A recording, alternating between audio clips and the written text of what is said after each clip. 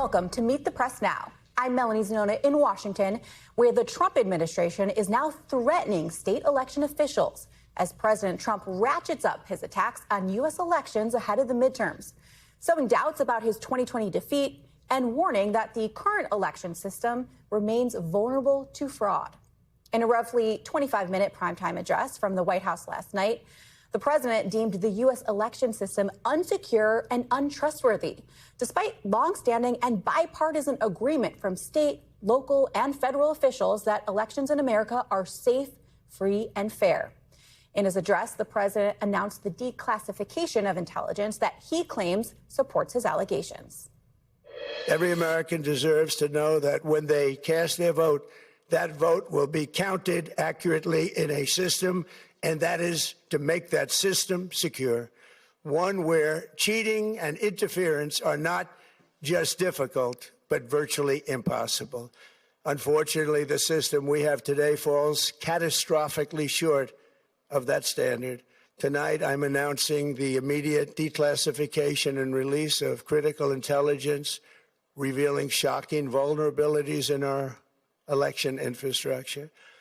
This evidence shows that the election system we have dangerously exposes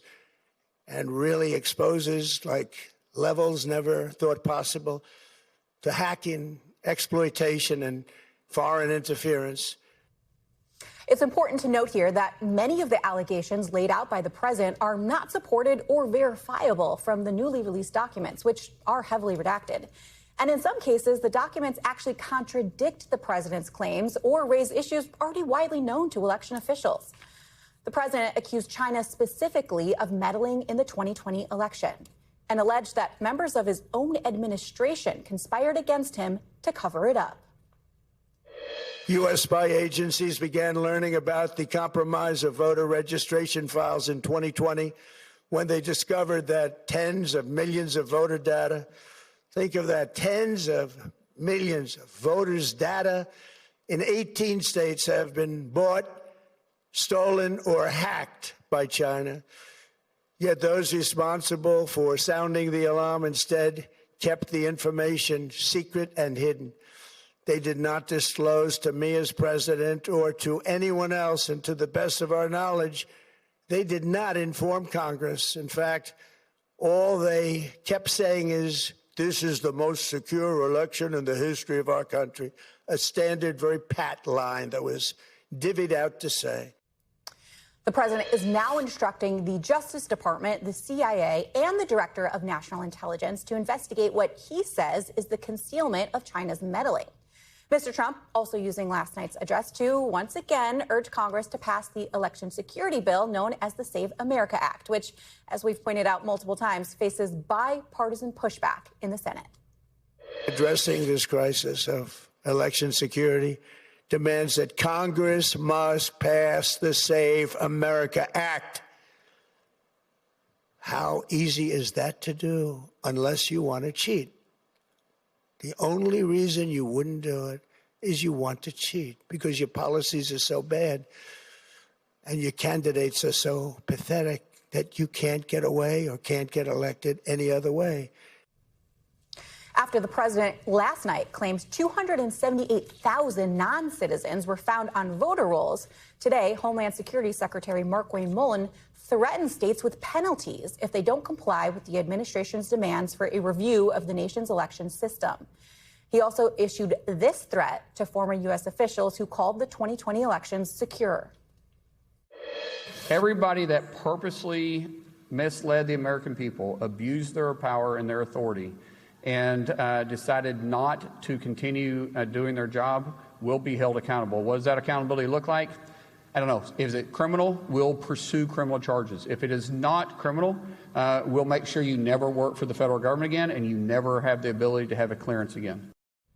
NBC News senior reporter Jane Tim, who covers election administration and policy, joins me now, along with NBC News national law enforcement and intelligence correspondent Tom Winter, NBC News White House correspondent Monica Alba, and NBC News senior national political reporter Sahil Kapoor. A lot to dive in here. Tom, I want to start with you. Let's start with Were there any sort of major revelations in the declassified documents that were released last night? I think there were some interesting things in there, an awful lot of things that we had previously seen before in various releases of documents, indictments, or notices from Treasury. I think one of the things that comes across just the scale and scope of voter registration information that, according to these documents, which comes from the United States intelligence community, but we don't even know what agency, because even that was redacted because it was a, quote, sensitive agency. Just the size and scope of the information that China has, upwards of perhaps 200 million individuals in the United States that they may have some basic information on, that they had been able to get that from 18 states. They were only able to identify a handful of those states. And so it's just interesting how much of that data that they actually have. We should note there's an asterisk to that, which is you can buy right now. You can go on Georgia's Secretary of State website and purchase their voter registration information. You gather a lot of it through public records requests. It's information that we look at in the news media to be able to determine if there are any voter registrations that we should look at for any potential fraud, limited as it might be in different places at different times. But in the intelligence community, there's a bit of a concern as far as what is China doing with all that information. And as we now start to involve AI in the intelligence communities, and they're certainly using it, the U.S. is as well, do you start to come up with all sorts of historical and background information that can be helpful for spying in the future? That's something that we'll watch that goes far beyond the issues discussed by the president last night. Yeah, some really important points you laid out there. Jane, give us a little fact check here. The president accused China of meddling, but is there any evidence that China actually tampered with votes in the United States? We know that foreign adversaries have interfered, tried to influence our elections, but we also know they have not intervened. They have not changed the ballots. They have not changed the results. They have not stolen any elections, despite the fact that President Trump sort of cast allusions to that. We're not going to have a stolen election again, he said at one point. We have absolutely no evidence of any changed votes or election infrastructure that has been sort of targeted or gone after in that way. And Tom, the president also accused Venezuela of trying to rig the 2020 election. Do any of the documents released last night back up that allegation? Well, some of the documents and some of the things that have come up before as it pertains to Venezuela have to do with some allegations of what Venezuela might have been trying to do in its own elections, but there does not appear to be any evidence that was offered in the documents last night that they were trying to actually change or were able to change any votes here in the United States. Just a note on that as well. Look, there are definitely electronic machines that are used here in the United States to record and tabulate the votes, but we also have a paper backup system in most locations and in most states in this country. So you have the ability to check if there was ever a concern, the paper ballot versus what the machine is telling you, to provide some sort of a comparison. So there does not appear to be anything that is indicated in the documents, at least that I've been able to find so far, that shows Venezuela actually trying to change votes here in the United States. Tom, the president also alleged voter fraud in Michigan during his address last night.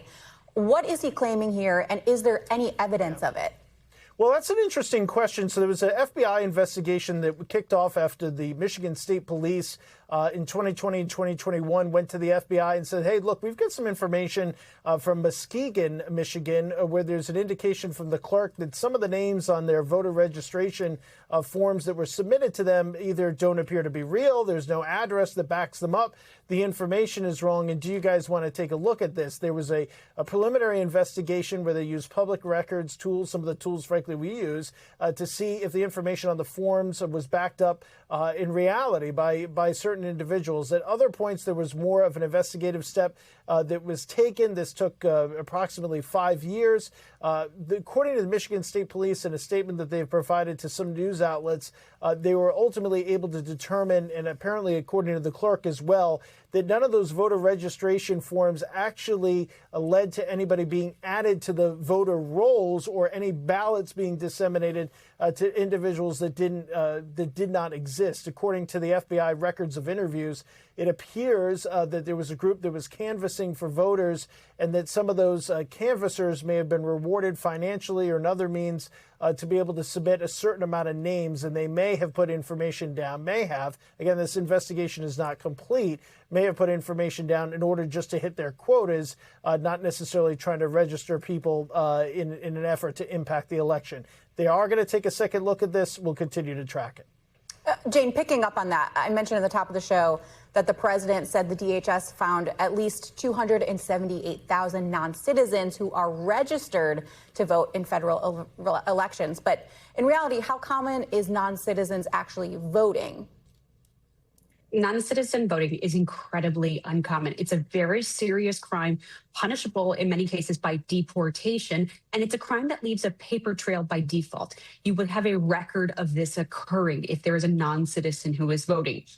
We do know that occasionally non-citizens show up on the voter rolls either because of clerical error or because someone checked up the wrong box on a driver's license application, where in many states do voter registration at the DMV in that way.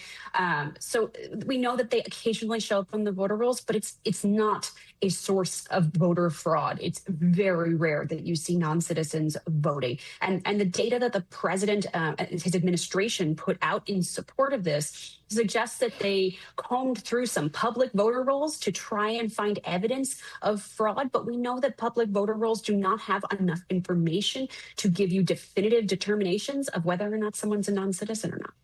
Yes, such an important distinction here.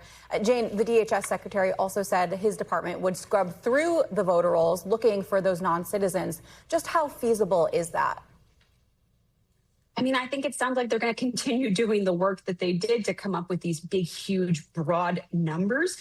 They can then refer those to election officials and say, please look into these. And election officials want to have updated rolls. They do list maintenance routinely throughout the year, trying to make sure that they have the most accurate voter rolls possible.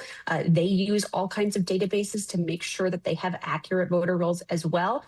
So, they may find a handful of non-citizens on the voter rolls, but typically when you have really big numbers like this, what you're getting is lists of newly naturalized citizens where a government database might have flagged them as, say, having a green card previously, and therefore they get flagged as a non-citizen in a search like this when it's really broad and not as specific as necessary. Jane and Tim, thank you so much for those really, really helpful and important breakdowns. I do want to go now to the White House with Monica Alba. Oh, she's actually in New York, excuse me, where the president also is this weekend. Monica, does the Trump administration, do they really see last night's speech as a success, or is there any concern about how this may have played out? I think just based on the barometer, Mel, of whether the fact that the president did deliver this speech, he would view as a success, because this is something that he has been fixated on for years, this election that he lost in 2020, and has talked about many different times coming forward and promising that there was this potential evidence that he was going to release. Of course, in the discussion that you just had, it's very clear that some of that information that now has been declassified does not back up some of his more dubious claims. But the fact that he came out and gave this speech overall for the White House and for this administration is viewed in their eyes as a victory, because now they can argue that they are putting more of a whole of government approach and different resources of the federal government behind what they say are these vulnerabilities in the election system, even though at the same time it's really important to point out, Mel, this is an administration that is also dismantling some of the agencies and work that is supposed to be going toward bolstering these elections, like the Election Assistance Commission, for instance. So it is also raising all sorts of questions about exactly where they are putting their focus here. And last night, the president also demanded an investigation into the 2020 election. As a reminder, Trump was president in 2020. So who does President Trump want to be investigated? Members of his first administration? And one of those people that, of course, we are asking questions about would be his then director of national intelligence, John Ratcliffe, who is now his director of the CIA. And notably, there were many different members of the president's cabinet in attendance for this speech last night that were visible. We did not see Director Ratcliffe. That doesn't mean that he wasn't there, or perhaps in a slightly more behind the scenes role, but he wasn't in those first few rows where you did see people like the vice president, the DHS secretary and the FBI director and beyond. So that stood out to us. But it is unclear who exactly here could be charged or who the president wants to look into, even though he did say he wanted to do so last night. And Secretary of State Marco Rubio is set to meet with his Chinese counterparts this weekend ahead of a possible Trump-Xi summit in September. Do the allegations made by the president threaten to overshadow U.S.-China relations? They certainly could, and it was a bit of a surprise that today White House Press Secretary Caroline Leavitt confirmed to NBC that that state visit, that major event expected for late September, is still on. That's on track to happen, and it's possible, Mel, remember that the two leaders just met in China this summer, that they could see each other a couple of times this year. There will also be another major summit in China later in the year. And if President Xi attends the G20, that is hosted in Florida this year at one of the president's own properties. So the two could be meeting several times in the coming months if those plans stay intact. Mel. Yeah, those meetings just got a whole lot more interesting. Monica Alba, thank you. I want to turn now to Sahil Kapoor, who's with me on set to get some Capitol Hill perspective. As we mentioned, Trump once again made the case for the Save America Act. It has had a lot of pushback in the Senate. Do you think, though, that last night's speech did anything to move the needle? Short answer, no. There's nothing we saw in the speech, and there's nothing we heard in the reaction following it that moves the needle. The SAVE Act remains stalled in the U.S. Senate and currently has no path to passage. Now, the situation is the Save America Act, multiple versions of it, in fact, have passed the House of Representatives. It has gone to the Senate, where the last vote occurred last month. It failed 48-50, losing 4 Republicans, Lisa Murkowski, Susan Collins, Tom Tillis, and Mitch McConnell. It has a plausible path to getting a simple majority vote in the Senate, but it has no path around the 60-vote threshold, the filibuster. That is because many Senate Republicans, more than these 4, want to preserve the filibuster. And this is a fundamental disconnect between President Trump and these Senate Republicans. He's arguing that this is an existential danger to the country, that election systems are fundamentally insecure and that elections get stolen.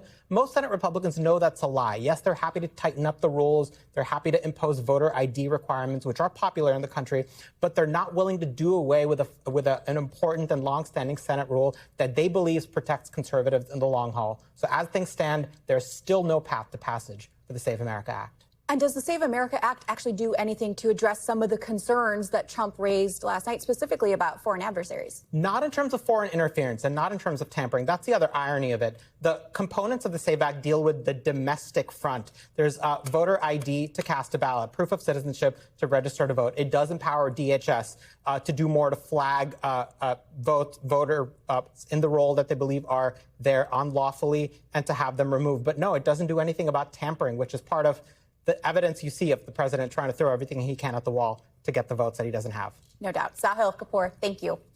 Joining me now is Thomas Hicks, who served on the U.S. Election Assistance Commission and served as its chair until he was ousted by President Trump recently. Sir, thank you so much for joining us. I want to start with, what was your reaction to the president's speech last night? Well, there was no real reaction to it because we've heard a lot of these things before.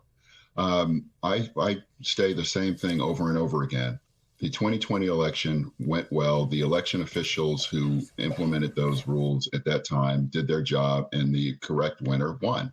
President Trump won in 2016, and President Trump won in 2024. Let's move forward. We've asked, my colleagues and I went up to the Hill less than 2 months ago to ask for additional funding to fund elections. Elections are woefully underfunded.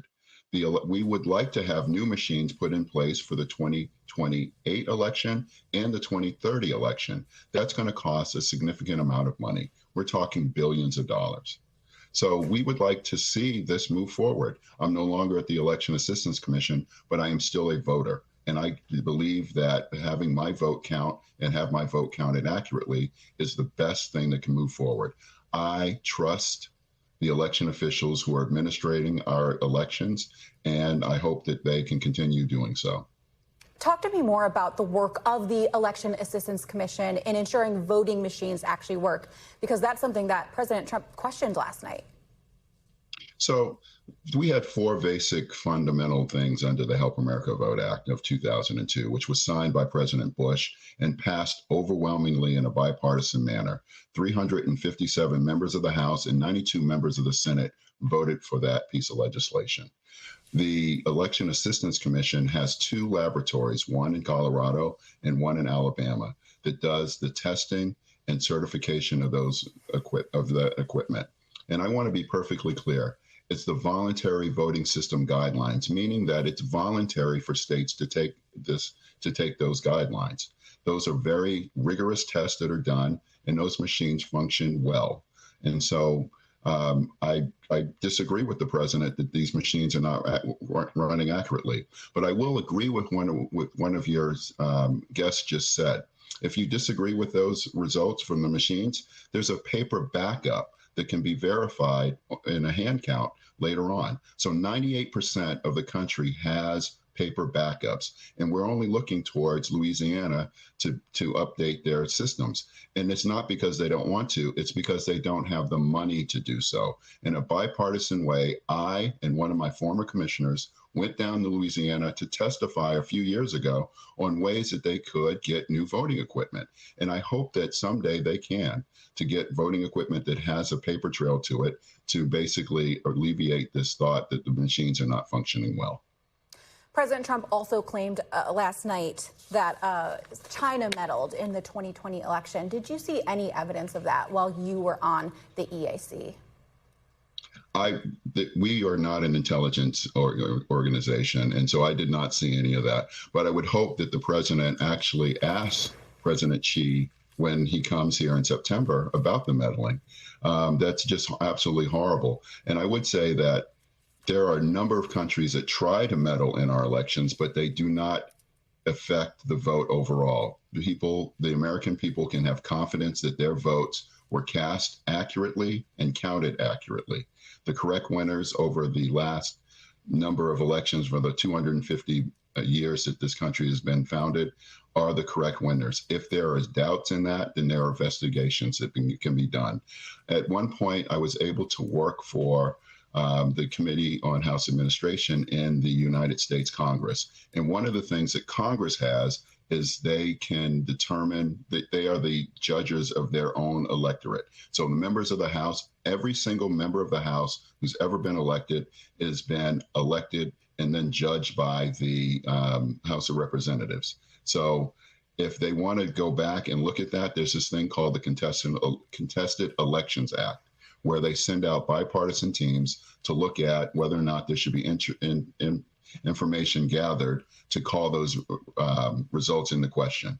They're very rarely overturned, and there's a whole chapters of books that are written, which can be found at CRS and other areas to look into those sorts of things. But I want to make sure that I'm clear on this. Your vote will not count if you do not cast it. And so I say to the American people, go out in November and cast your votes for whoever you want to. The U.S. Election Assistance Commission did not care on who won the votes or who won the elections. What we cared about was that the administration of the elections functioned well and that the accurate winners were the ones counted at the end of the day. And what is your advice to secretaries of state who are in charge of executing our elections this fall? I wish I could have joined them in South Dakota this last week when they had their national conference. And I would have told them to continue doing what you're doing. Republican, Democrat, and independent secretaries of state oversee the elections in their state for the most part as a chief election official. And so please continue doing your jobs, and please continue giving the American people confidence that their votes are counted accurately. Thomas Hicks, thank you. We really appreciate it. Thank you. Coming up, we'll have much more on the fallout from President Trump's intensifying focus on elections, as new polling shows him struggling with voters on the most important issue in the midterms, the economy. Plus, war zone expansion. The Pentagon launches strikes on bridges and key infrastructure in Iran, as Tehran retaliates against a crucial U.S. ally in the region. You're watching Meet the Press now.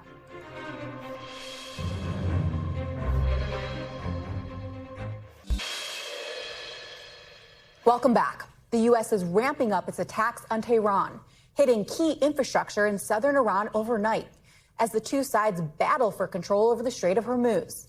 These images appear to show the aftermath of a U.S. strike on a bridge that connects Iran's main port to roads leading towards Tehran. Iran's state media saying 6 bridges were hit in the latest strikes, and at least 8 people were killed. Meanwhile, oil prices continue to climb, closing above $80 a barrel for the first time in over a month. Gas prices also ticking back up. The average price for a gallon of regular gas just short of the $4 mark. Joining me now is NBC News Chief International Correspondent Keir Simmons. Keir, thank you as always for joining us. How are officials in Iran reacting to the latest round of strikes? And is the strike on the bridge in Iran being viewed as an escalation by the United States? Well, I don't know whether the United States sees it as an escalation. I think the Iranians certainly would see it as an escalation. And there are those in the Iranian regime that were already accusing the U.S. of war crimes. Now, clearly a bridge can be a piece of civilian infrastructure. Certainly, Iran's foreign minister is saying that there were 3 villagers, as he described it, on the bridge who died. Those bridges, too, though, are also leading to Bandar Abbas, at least some of them do, and that is the port by the Strait of Hormuz, and that's a place where the Iranian military is concentrated. And, of course, inevitably, that port has been used by the Iranians to try to win over their demand that they control the Strait of Hormuz. So certainly what the U.S. military, U.S. Central Command is saying is that it is trying to degrade the Iranian military. It is trying to degrade the Iranian military's capability to strike tankers in the Strait of Hormuz. It is clearly, though, part of a dangerous escalation across the region. We count now 7 neighbors of Iran that have been targeted by Iran, including Qatar, where I am now. And I'll tell you, Mel, that in the early hours of the morning, we heard loud explosions, windows shaking, and the Qataris say that that was them intercepting munitions from Iran, flying munitions, and that a child was injured by falling debris. Wow. Keir, do Gulf nations still feel confident about their ability to defend against Iran's retaliatory strikes? They are defending against those strikes. I can hear right now the sound of an aircraft. Sounds to me like it's probably... that may be a military aircraft, so it can be hard to tell in the distance. But certainly, I think these countries are working very hard to defend. Certainly, at the same time, some of these strikes are landing. So, for example, in Kuwait, they saw a desalination plant, which is a plant that takes seawater and is able to turn it into drinking water, an energy plant on fire after it was hit. Another example of an impact on civilian life across the region. And that's one of the questions. You'll remember that President Trump warned Iran that he would start to target civilian infrastructure like energy plants if it didn't come back to the negotiating table. But there is a sense that both sides are sliding towards those kinds of targets, maybe as one that's once upon a time was called collateral damage. Wow. Keir Simmons reporting from the region. Thank you. Up next, taking the stage and then meeting the press. One of the 8 Maine Senate candidates who battled it out in last night's debate joins me next as the race to replace Graham Platner in a must-win state for Democrats heats up. Keep it here on Meet the Press Now.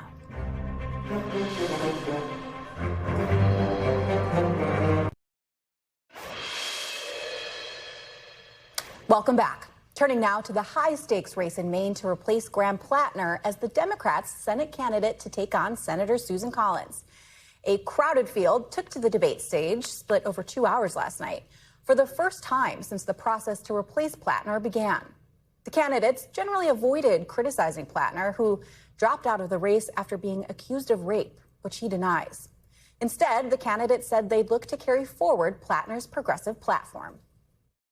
I mean, what Graham talked about is something that I've been fighting for since I got into politics. Health care, Medicare for all. I mean, people in this country deserve to have health care. The single idea from Graham Platner that spoke most deeply to me is that he's right. The democracy that we thought we had has been deeply corrupted by those in power in Washington, the billionaires and the massive corporations. There are a lot of areas where Graham's policies and mine overlap. One that I think is particularly relevant this week is the need to finally abolish ICE. Joining me now is Dr. Nirav Shah, who was on that debate stage and is running to replace Platner. He's a former public health official who was the director of Maine's Center for Disease Control. Doctor, thank you so much for joining us. Let's start with your decision to get into this race. You said last night that this election comes down to electability, but last month you came in second place in your bid for the governor's race. So what makes you feel confident that you can defeat an incumbent senator like Collins when you weren't able to win in your primary? Well, what we need right now for the party is someone who can unify Democrats across the state.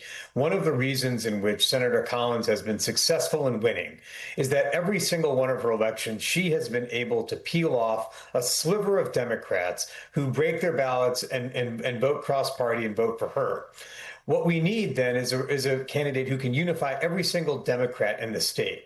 And my performance on the June 9th gubernatorial primary, even though I came in second, showed that on election night, because of our ranked choice voting system, on election night, I had secured the highest number of first choice ballots, not just in one part of the state, but all over the state, urban, rural, north, south, coastal, and inland.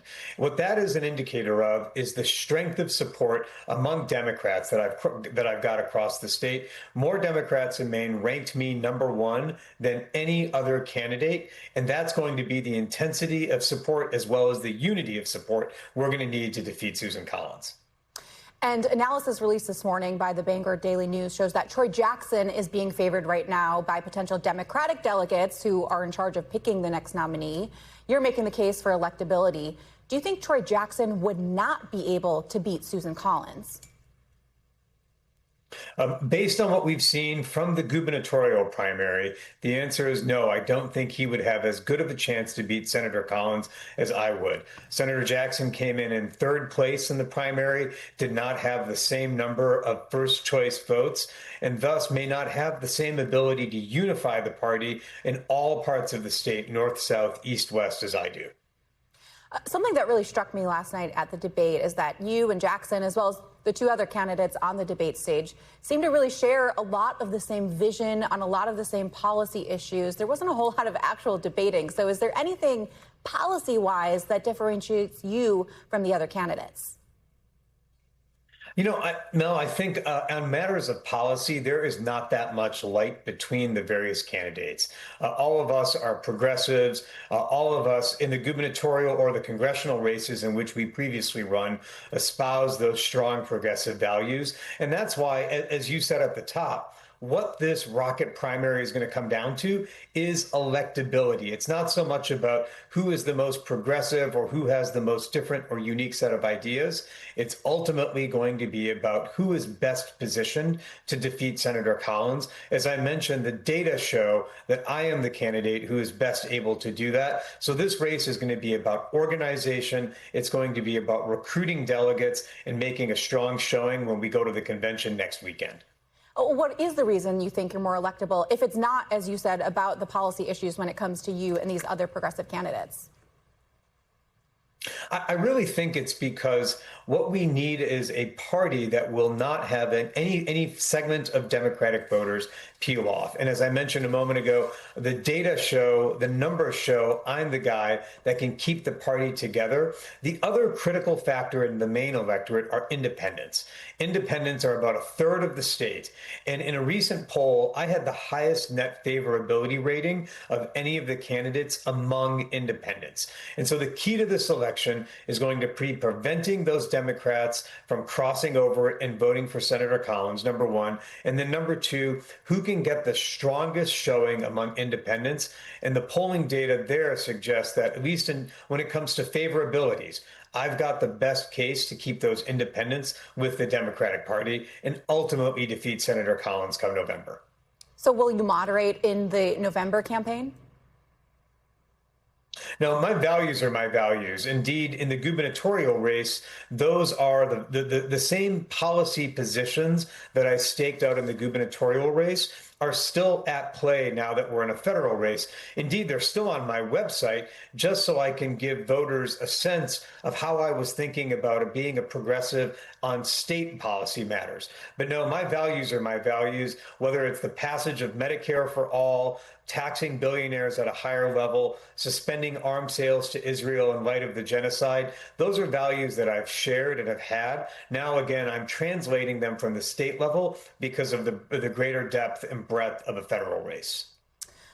Two Democrats who are not backing your candidacy are Illinois Senators Tammy Duckworth and Dick Durbin. Both of them have been vocally opposed to your candidacy, citing your handling of the outbreaks of the Legionnaire's disease at a veterans home that led to the deaths of 13 people starting in 2015 when you were public health director. Why should Maine voters trust your judgment when two of your would-be colleagues say you're not up for the job? Well, one of the reasons why Maine voters are not surprised, let alone put off by this, is that it's been something that I have talked about here in Maine for as long as I've been here. For Maine voters, this was not a surprise. It came up again since my very first days handling or being director of the Maine Center for Disease Control. During the pandemic, it came up numerous times. And what Maine voters care about is the fact that I showed up for them hundreds of times every single day during the pandemic. Now, the other way that voters know that what Senators Duckworth and Durbin are referring to is not something that they should give a lot of concern to is that what this ultimately comes down to is my handling of a public health situation. What voters can take solace in is the fact that my handling of that situation was carefully reviewed by Maine's governor, Janet Mills, when she hired me, and then the Biden administration when it hired me to be the #2 official at the U.S. CDC. So because that situation was carefully vetted and ultimately found that we followed the playbook to a T, well, that's why Maine voters don't have a lot of concern over it. I think they know that it's more politics than reality. At yesterday's debate, you didn't call out Platner's controversies on stage. Were you worried that doing so would alienate his progressive voters?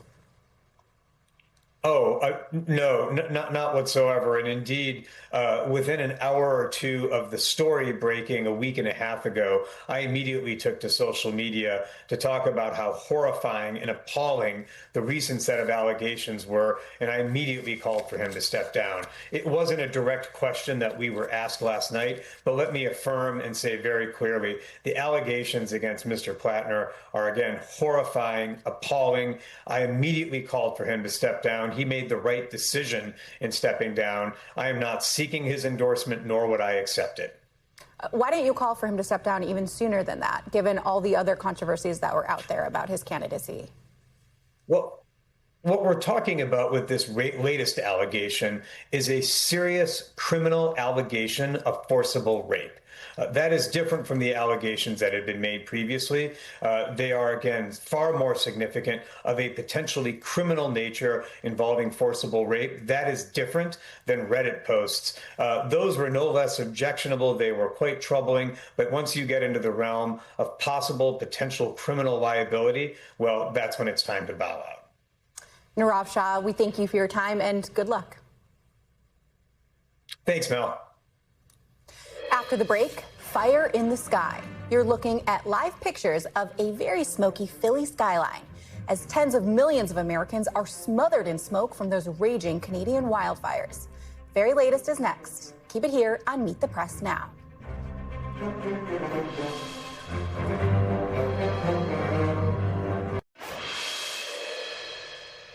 Welcome back. Federal health officials have now traced part of that multi-state outbreak of pseudocyriasis, a parasite that can cause weeks of severe diarrhea, to lettuce served at certain Taco Bell restaurants in Indiana, Kentucky, Michigan, Ohio, and West Virginia. The CDC and FDA say they have identified a single supplier in Mexico and that they're working to determine if the contaminated lettuce went to other places. The agencies did not name the supplier, but two sources with knowledge of the investigation tell NBC News that it is Taylor Farms. In a statement this afternoon, Taylor Farms said it is removing all iceberg lettuce sourced from central Mexico indefinitely, but that its branded salads and salad kits are not currently associated with the outbreak. Taco Bell says it has voluntarily removed lettuce suspected in the outbreak from its supply chain nationwide. Across the country, 34 states have been impacted by outbreaks, with officials investigating nearly 7,000 cases nationwide. But the worst of it appears to be in Michigan, where cases top 5,000. Nationwide, at least 141 people have been hospitalized since the outbreak began in May. And turning now to a different kind of health threat, the dense smoke cloaking large parts of the country. This is a live look at a very hazy, smoky downtown Chicago, which has seen some of the worst air quality of any city in the entire world over the past 36 hours. The smoke affecting air quality from the Northeast to the upper Midwest, with cities like Milwaukee, Minneapolis, and as I mentioned, Chicago, facing air quality levels so dangerously high that officials are urging everyone to stay indoors. The thick smoke is expected to move south throughout today, dipping as far down as the Carolinas by tonight. Fueling the smoke cloud, wildfires raging across Canada, more than 100 of them deemed out of control. President Trump lashing out at Canada on social media this afternoon, saying he's holding the country responsible for air quality issues in the U.S. and floating new tariffs as potential punishment. Still to come, our panel of political experts dig into Trump's fiery address to the nation as Congress and election officials brace for what's next. This is Meet the Press Now.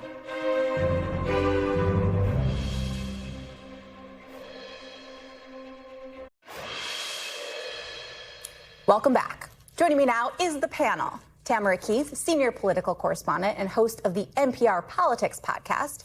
Chuck Rocha, Democratic strategist and founder of Solidarity Strategies. And Ashley Davis, founding partner at West Front Strategies and a former Homeland Security official during the George W. Bush administration. Thank you all so much for joining us. Happy Friday. Quite a lot to talk about here. Tamara, I want to start with you. Who was the president's speech last night aimed at? Was this for the base? Was this for the voters? Was this for Congress? And what impact do you think it ultimately had? Yeah, so I was talking to a pollster who has worked with the president's broader team, and he said that he saw this as a motivation speech rather than a persuasion speech. At this point, not a lot of people are going to be persuaded by much of anything President Trump says. So the idea would be that it could motivate the base, maybe, but it also could deflate people who are sort of irregular voters, the kind of people who helped President Trump win in 2024, people who might say, well, if it's rigged, why even go through the process of voting? But I have to say the other major audience is Congress. He's trying to get this Save America Act passed. He has run into a brick wall in the Senate. And so he harnessed the airwaves in the way that only the president of the United States can by doing a primetime address to once again make this pitch for the Save America Act, but then also to say if it doesn't pass, then the election can't be fair. People might cheat, which is a pretty stunning thing for the president to say, but not necessarily stunning for this president to say. No doubt. Actually, I want to get your perspective because you worked for DHS previously. What did you make of the speech and particularly the role that the DHS is now playing in all of this? Well, first of all, I actually had a little sigh of relief after the speech because I didn't know which direction it was going. I thought it was going to be much more of the every election stolen, kind of rhetoric than it was. One of the things that I really watched today, though, was some of the local officials, election officials around the country, Republicans, Democrats, wherever, actually saying, yes, we need more money. We don't have good voting systems. And, so I just thought that part was interesting. But, I think DHS and obviously the intel committees, I think that's something that he's always wanted to. I hope it doesn't take it away from the mission of DHS of securing our country. However, if there ever is foreign interference, which we've been hearing about since 2016, starting with Russia, that's obviously a concern, too. Our enemies want to destroy our democracy in any way. So I actually am not shocked that DHS is involved. And you're going to say it's taken away from the midterm election. Don't get in my space, Ashley. Yeah, I want to pick up on something that Tamara was saying about Democrats are really worried that this is laying the groundwork to say the election was stolen if it doesn't go Trump's way in November. But is there some sort of balance that you think Democrats need to strike here between holding the president accountable and not raising alarms about something that hasn't even happened yet. We're moving into a midterm. So moving into a midterm, I run elections for a living, and it's much different than a presidential election. We have to motivate people to show up, and maybe that's what he was doing last night. But I think of quoting a wise woman who is my wife. Last night I was watching this on TV, and she walked by and she goes, "What's he talking about?" And I said, "Well, he's talking about election fraud. I need to watch this. I have to talk about it on TV." And she said, "Well, how's there election fraud? He was elected, and Republicans control the House, and Republicans control the Senate. Seems like everything's working out for them." Now that, I think, is how a lot of people probably thought that was watching this. But back to my point, if it's a motivating factor for his base, maybe it works, maybe it don't. But Democrats have to say, sure, there should be more money anytime that there needs to be money moved into updating elections, making sure that the voter systems and all the things that are working. But at the same time going, there ain't no voter fraud right now, but we can update all the systems. But the Save America Act doesn't have money to update those systems. So it's solving for a different problem than the one that the president raised. And it doesn't address foreign adversaries. No. Right. Yeah. Ashley, is there any risk that this might motivate the base, but it could also depress turnout if people don't think the elections are going to be safe and their vote won't matter? Maybe. I just don't know. This is mid-July. Is it really what people are paying attention to right now? I still think, and goes back to, probably this poll we'll talk about, where people are more concerned about their groceries and more concerned about their gas prices than this. I think, to be honest with you, I'm tired of hearing about the election stuff, so I'm sure. And I do it for a living, so I'm assuming most people are as well. I know there's certainly some Republicans on Capitol Hill who feel that way. In marginal seats, I can promise you. Yes. I do want to turn to the economy. To exactly your point, we have some new polling. It's from CNBC, All-America poll. It shows the president's underwater on his handling of the economy. Tamara, what are the midterm implications here? So the handling of the economy in the first term was President Trump's greatest strength. People really saw him as this outsider businessman who helped the economy. The fact that he's underwater on the economy is a problem for the midterms for Republicans, because every voter you talk to says, the cost of living is what I care about. The price of gas is what I care about. And, I have these swing voters that I talk to regularly. I asked them about the speech last night, and a couple of them were like, yeah, but he didn't even really address that. There was maybe a sentence and a half about the cost of living in this long speech that the president gave. There's also this housing bill. It became law, but he didn't sign it. Is that a missed opportunity for the White House to embrace something that would actually bring down some cost of living? Well, and he said he wouldn't sign it because he was protesting in favor of the Save America Act. It did become law. I think it's a missed opportunity for some Republicans on the Hill who really wanted a big celebration and, video of the president signing their bill that they could put in their ads, and they've been robbed of that. Despite this polling that shows Trump underwater and people unhappy about the economy, Democrats don't have a huge edge in this poll either. Chuck, what do you make of that? I'm working in races from Maine to California, and there's one thing that's overarching everywhere, and it also cuts across almost all the race lines, which is an anxiety about affordability. But it's more than affordability. It's when you talk about what they've done to make things worse. Democrats have two jobs. They have to disqualify the Republicans, and Donald Trump is helping us do that, exactly with what he did last night. But they also have to make the case of what our vision is, and it doesn't have to be super, listen to me, Democrats, it does not have to be in a 15-ring binder. You can just say we're going to stop what they're doing and drop a couple of ideas of how to grow the economy. And Ashley, how concerned are Republicans about these types of numbers? And do you think there's enough time between now and November to turn it around? The poll shows two things. The numbers are bad, which I think everyone knows and feels. I mean, this one was a little worse than normal, but I think that they're a little happy that they only have the generic numbers of the Democrats up 4 points, which is not that much in regards to a broad wave. But I actually would say something else from what Chuck's saying. I think that people are tired of the status quo. I mean, that's how Trump came in, so the establishment candidate. So you see this upswell of excitement with the socialist candidates or whatever you want to say. I think it is more just like we need to change what's happening in Washington, which is, again, how Trump came in. So it's interesting that's what's happening. And it's a final reminder for everybody at home is that this whole race coming in the midterm is going to happen in 35 congressional seats and 5 Senate races, not any national poll. Right. And Tamara, just looking ahead to the midterms, I mean, how much do you think the economy is going to be the central issue? The economy is the central issue, but also change, as they talked about. People want to shake things up. People are upset. And it's because of the anxiety that they feel. That's why incumbents are super unpopular, whether they're in the Democratic primary, in a swing district. That's one thing that's cutting across all of my races and right now. And both parties, right? Exactly. They're like, We've tried both sides of this, and none of this is getting any better. Going to be a very interesting election. Tamara, Chuck, and Ashley, thank you all. We're back Monday with more Meet the Press Now, and there's more ahead on NBC News Now.